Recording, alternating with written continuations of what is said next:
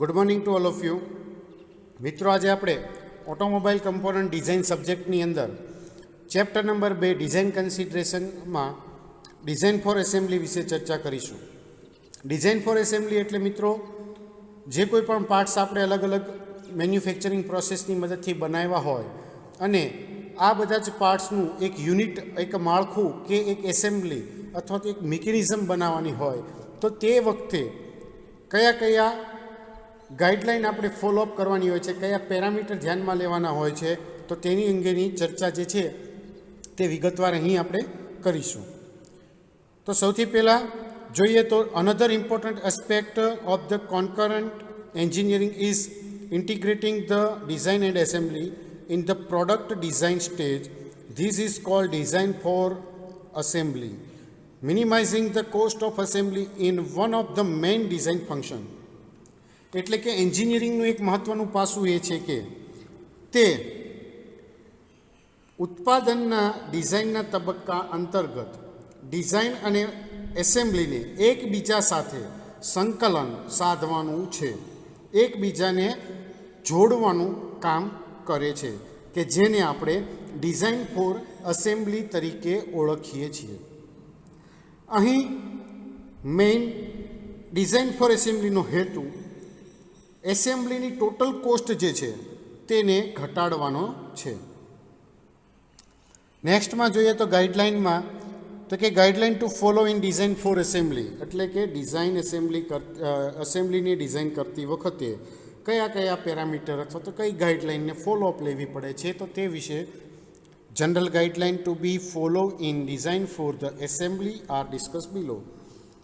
સામાન્ય રીતે એન્જિન અથવા તો કોઈ પણ એસેમ્બલીની ડિઝાઇન કરતી વખતે કયા પેરામીટર ધ્યાનમાં રાખવાના આવે છે, તો તે પેરામીટર અથવા તો તે પરિબળો અથવા તો ગાઈડલાઇન નીચે પ્રમાણે છે.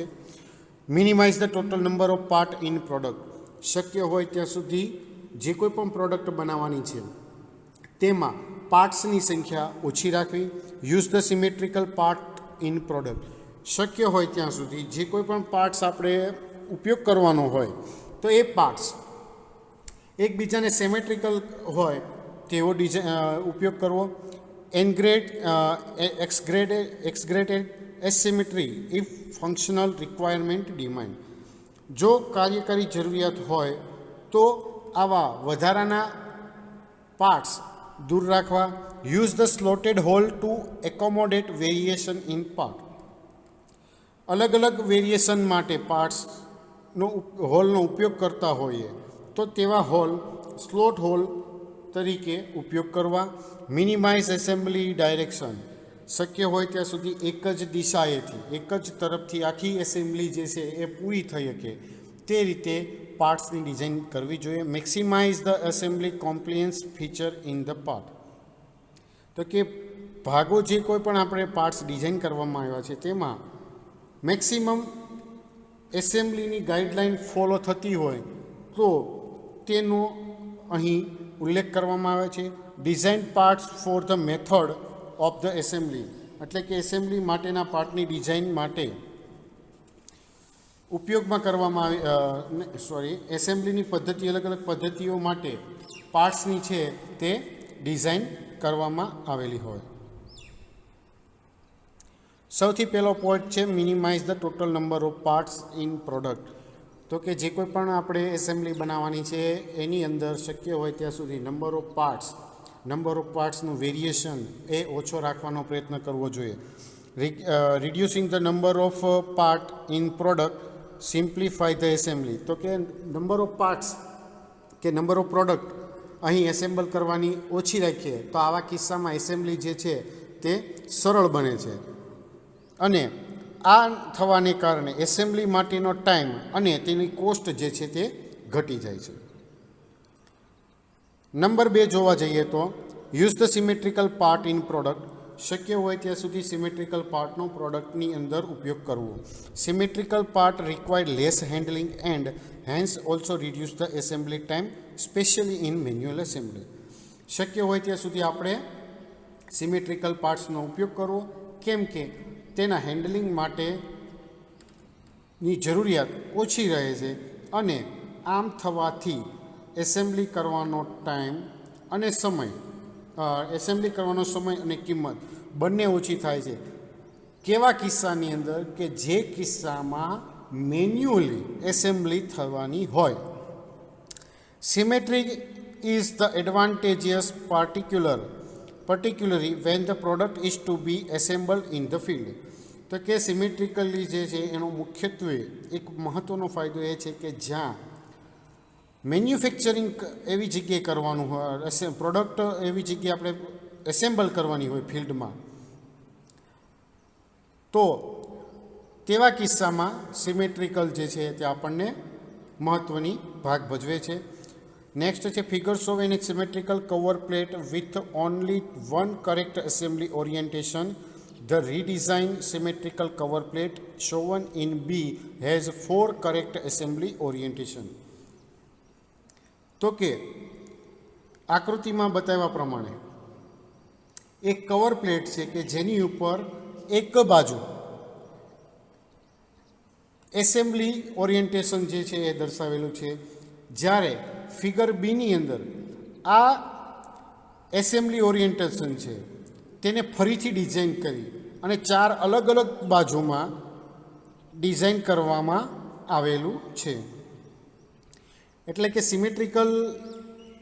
સિમેટ્રિસિટી અથવા તો કે સિમેટ્રિકલ પાર્ટની ડિઝાઇન એ રીતે કરવામાં આવે કે જેથી એસેમ્બલીનો ખર્ચ, ટાઈમ એ બધા કિસ્સામાં આપણને ઘટાડો થાય અને ઇઝીલી આપણે જે કોઈ પાર્ટની એસેમ્બલી કરવાની હોય તે થઈ શકતી હોય.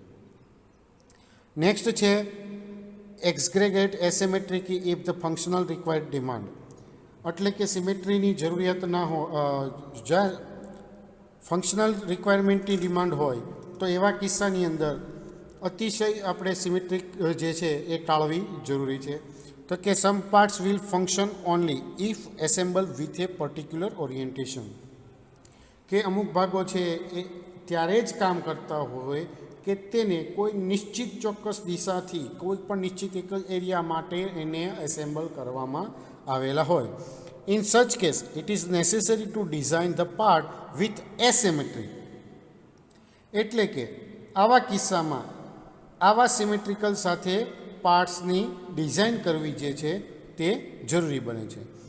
If the symmetry is difficult to distinguish as shown in figure A, the assembler may try to force the parts together with the wrong orientation. Aggregate asymmetry as shown in figure B ensure the correct orientation for the assembly. એટલે કે જો કોઈ પણ કિસ્સામાં symmetrical parts જરૂરી ના હોય તો આવા કિસ્સામાં એસિમેટ્રી પાર્ટ્સની ડિઝાઇન કરવી જરૂરી બનાય છે.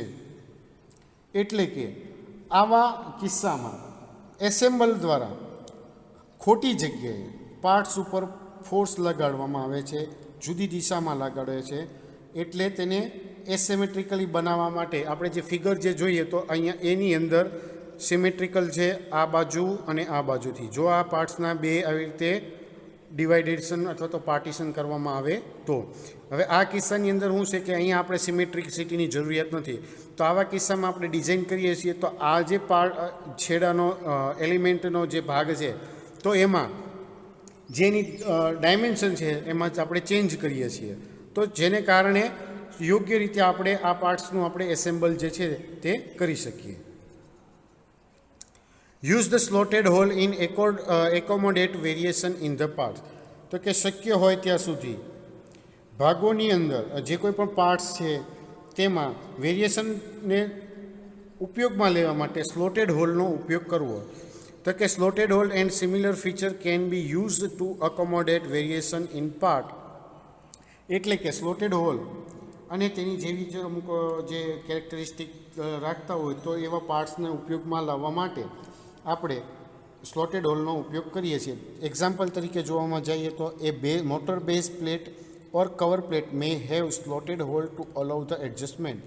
એટલે કે દાખલા તરીકે મોટર બેઝ પ્લેટ અથવા તો કવર પ્લેટ એના માટે આપણે જ્યારે એની અંદર જો સ્લોટેડ હોલ આપવામાં આવ્યો હોય તો તેનું આપણે એડજસ્ટમેન્ટ જ્યારે કરવું હોય વધઘટ લેન્થ કરવી હોય, આપણે જે ધારો કે બેલ્ટ અહીં વાપરતા હોય મોટરની સાથે જોડી હોય તો મોટરની પોઝિશન આગળ પાછળ કરી ને એનું એડજસ્ટમેન્ટ કરી બેલ્ટને ટાઈટ અથવા તો લૂઝ જે છે તે કરી શકીએ છીએ.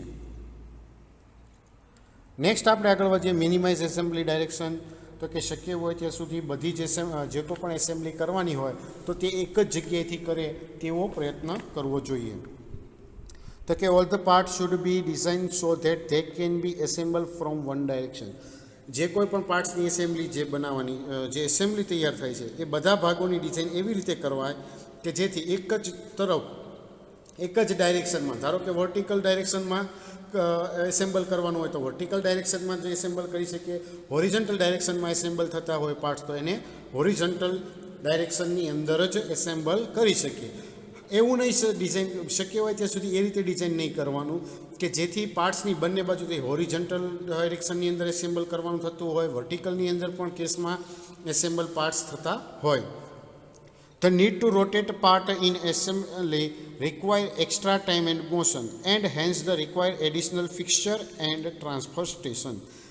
જો કોઈ પણ પાર્ટ્સને એસેમ્બલી પાર્ટ્સને આપણે રોટેશન પાર્ટ્સ હોય તો આવા કિસ્સામાં વધારાનો સમય અને ગતિની જરૂર પડતી હોય છે, એટલે વધારાના ફિક્સરની જરૂર પડે છે અને વધારાના ટ્રાન્સફર સ્ટેશન જે છે તેની પણ આવા કિસ્સામાં જરૂર પડે છે. This will be increase the assembly time as well as cost of the assembly. તો આવા કિસ્સામાં એસેમ્બલી કરવા માટેનો સમય અને તેની કિંમત પણ વધી જાય છે. The best way of the assembly to assemble in Z direction. તો શક્ય હોય ત્યાં સુધી આવી એસેમ્બલીને ઝેડ ડાયરેક્શનની અંદર એસેમ્બલ કરવા માટેનો એક પાથ જે છે તે ડિઝાઇન કરવો જોઈએ.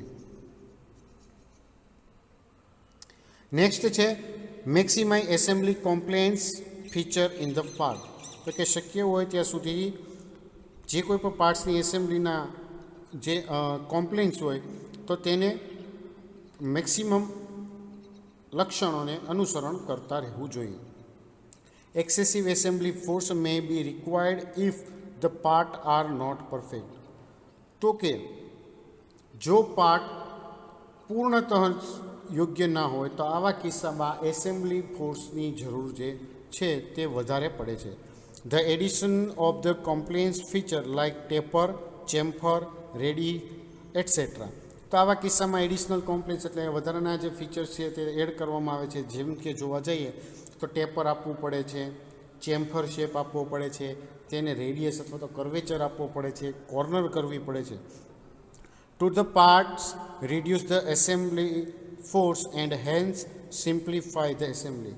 જો આવું કરવામાં આવે તો આમાં એસેમ્બલીનો જે કોઈ પણ ફોર્સ જે છે તે ઘટાડી શકીએ છીએ અને એસેમ્બલ પાર્ટ્સ જે છે તે આપણે સરળ બનાવી શકીએ. નેક્સ્ટ જોઈએ તો design the parts for the method of assembly. એટલે કે એસેમ્બલી મેથડ એસેમ્બલીની જે સિસ્ટમ જે છે એ પદ્ધતિ મેથડમાં ભાગોની ડિઝાઇન પાર્ટ્સની ડિઝાઇન કઈ રીતે કરવામાં આવે છે. તો સૌથી પહેલાં the parts can be assembly into product by one of the following method. તો કે કયા પ્રકારનું એસેમ્બલિંગની મેથડ છે તેના અંદર જોવા જાય તો કે મેન્યુઅલ એસેમ્બલી એટલે કે અલગ અલગ જે ઇન્સ્ટ્રુમેન્ટ અથવા તો અલગ અલગ પાર્ટ્સનું એસેમ્બલ કરવાનું હોય છે તે મેન્યુઅલી થતું હોય એટલે કે માણસો દ્વારા થતું હોય છે. મિકેનિકલ એડેડ મેન્યુઅલ એસેમ્બલી એટલે કે આવા કિસ્સામાં મશીનની અંદર કોઈ પણ પાર્ટ્સની એસેમ્બલી કરવામાં આવતી હોય એટલે કે રોબોટિક્સની મદદથી આપણે એસેમ્બલીનો ઉપયોગ કર્યો હોય મેન્યુઅલ એસેમ્બલીમાં. પછી જોવા જઈએ તો સ્પેશિયલ પર્પઝ ઓટોમેટિક એસેમ્બલી. અમુક સ્પેશિયલ પ્રકારના ફિક્સર અથવા તો મશીન અથવા તો એવા ટૂલ્સનો ઉપયોગ કરીને આપણે એસેમ્બલી જે છે તે બનાવવામાં આવી હોય. નેક્સ્ટ છે programmable automatic assembly with robot and parts magazine. એટલે કે રોબોટ અને પાર્ટ્સ મેગેઝિનની સાથે પ્રોગ્રામેબલ ઓટોમેટિક એસેમ્બલીની મદદથી કોઈ પણ એસેમ્બલી જે છે તે ડિઝાઇન કરવી હોય અથવા તો તેની એસેમ્બલી કરવાની કોઈ મેથડ આપણે ફોલો લેવાની હોય. આગળ જોઈએ તો ડિઝાઇન પાર્ટ શુડ બી એમાં જ continue. The method of the assembly depending on the volume of the production, the number of parts in product, the variety of the part in product, and the likelihood the design changes. The following part guideline to be followed in the automatic assembly. એટલે કે એસેમ્બલીની સિસ્ટમની assembly મેથડની અંદર પ્રોડક્શનનું volume એટલે કે એનો જથ્થો કેટલો છે, પ્રોડક્શનની અંદર કેટલા અલગ અલગ પાર્ટ્સની આપણે ડિઝાઇન કરેલી છે, કઈ કયા પાર્ટ્સની આપણે વેરાયટીનો ઉપયોગ કરેલો છે, અને તેની ડિઝાઇનની અંદર જો કોઈ પણ જાતનો ચેન્જ કરવામાં આવેલો હોય તો એવા બધા જ તબક્કાઓ જે છે, એવા બધા જ ભાગ છે કે એવા બધા જ પેરામીટર છે તો તેનું અહીંયા ધ્યાનમાં લેવામાં આવે છે. અને અમુક જે નીચે જે આપણે પોઈન્ટ આપણે ડિસ્કસ કરવાના છે તો તે એસેમ્બલીના પ્લાનની અંદર એસેમ્બલી જે ઓટોમેટિક એસેમ્બલી કરવાની છે, ઓટોમેટિક સેમી ઓટોમેટિક જે એસેમ્બલી કરવાની છે તો તેની અંદર આ પ્રમાણેના પોઈન્ટ છે તે ધ્યાનમાં લેવા જરૂરી છે. In automatic assembly small part are fed and oriented by belt, track, rotary disc, reciprocating arm, magnetic device. તો કે ઓટોમેટિક એસેમ્બલી અંદર નાના નાના પાર્ટ જે છે, જેવી રીતે જોઈએ તો બેલ્ટ, ટ્રેક, રોટરી ડિસ્ક અને રેસિપ્રોકેટિંગ આર્મ, મેગ્નેટિક ડિવાઇસીસ, તો આ બધા ડિવાઇસનો અહીં સમાવેશ કરવામાં આવે છે. Therefore, the parts must have sufficient strength and rigidity to withstand feeding force. Thin, weak and brittle parts should be avoided. તો આવા કિસ્સામાં તેનું ઓરિએન્ટેશન જે છે તે કરવામાં આવે છે અને આ બધા પાર્ટ્સને હાર્ડ એટલે કે એની જે સ્ટ્રેન્થ જે છે એ જળવાઈ રહે, એની રિજિડિટી જળવાઈ રહે, તો તે રીતે એનું ફોર્સ એની ઉપર જ્યારે લાગે તો આવા કિસ્સામાં તેની સ્ટ્રેન્થ જળવાઈ રહેવી જોઈએ, રિજિડિટી જળવાઈ જવી જોઈએ. તો આ રીતે એમાં ઓટોમેટિકના કિસ્સામાં ધ્યાન રાખવામાં આવે છે. અને બને ત્યાં સુધી ઓટોમેટિક જ્યારે આપણે એસેમ્બલી કરતા હોય તો એવા કિસ્સાની અંદર જે કોઈ પણ પાર્ટ્સ પાતળા હોય, થીન હોય, નબળા હોય એટલે કે વીક પાર્ટ્સ હોય, અને જે પણ પાર્ટ બટકણા હોય અથવા તો બ્રિટલ મટીરિયલ અથવા તો બ્રિટલ હોય તો આવા પાર્ટ્સનો શક્ય હોય ત્યાં સુધી ઓટોમેટિક એસેમ્બલીની અંદર ઉપયોગ ટાળવો જરૂરી છે. હવે આગળ વધીએ તો minimize the number of finish surface that must be protected from the damage due to scratching. તો કે સ્ક્રેચિંગથી થતા નુકસાનને બચવા માટે કે તેને સ્ક્રેચિંગ થતું અટકાવવા માટે કે સ્ક્રેચિંગ સામે ટકી શકે તે માટે જે કોઈ પણ સપાટી આપણે ફિનિશ સપાટી તૈયાર કરેલી છે તેની સંખ્યા બને એટલી ઓછી રાખવી જોઈએ. Use the flange or projection to protect the finish surface for damage due to scratches. શક્ય હોય ત્યાં સુધી સ્ક્રેચ થતી સપાટી ફિનિશ સપાટીને સ્ક્રેચને કારણે ડેમેજ થતું અટકાવવા માટે ફ્લેંજ અથવા તો તેના પ્રોજેક્શન જે કોઈ પણ હોય તો તેનો ઉપયોગ કરવો જરૂરી બને છે. નેક્સ્ટ છે if the possible design the largest and most rigid part of the assembly to serve as a base or fixture. This eliminate the need for the assembly future. શક્ય હોય ત્યાં સુધી એસેમ્બલીનો સૌથી મોટો અને રિજિડ પાર્ટ જે છે કે બેઝ ફિક્સચર જે છે તેને કામ કરવા માટે તૈયાર સૌથી પહેલાં કરવું જોઈએ, જેને કારણે એસેમ્બલીની અંદરનો ફ્યુચરનો જે કોઈ પણ જરૂરિયાત હોય ભવિષ્યમાં તે આપણે ફૂલફિલ કરી શકીએ. તો મિત્રો, આ રીતે એસેમ્બલી કોઈ પણ કરવાની હોય તો ગાઈડલાઈન ધ્યાનમાં રાખવી જરૂરી બને છે.